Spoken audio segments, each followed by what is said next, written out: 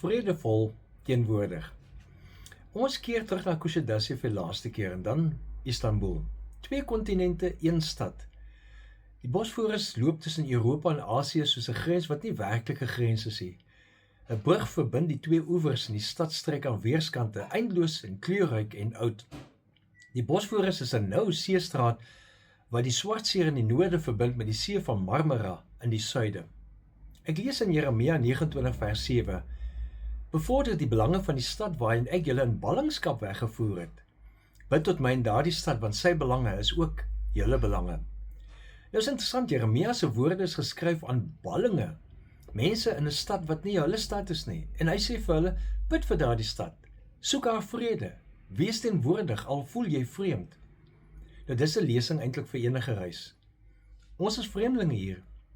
Ons verstaan nie die taal nie, ons ken nie die strate nie, maar ons kan iets meebring, ons kan respek bring, vriendelikheid, gebed, die stille besluit om goed te wees vir die mense in wie se stad ons die gaste eintlik is.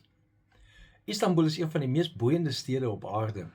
Meer as 15 miljoen mense, oeroue moskeeë langs die ortodokse kerke, langs ou Joodse sinagoges, straatkosse op elke hoek, die lug ruik na see en speserye en koffie en geskiedenis.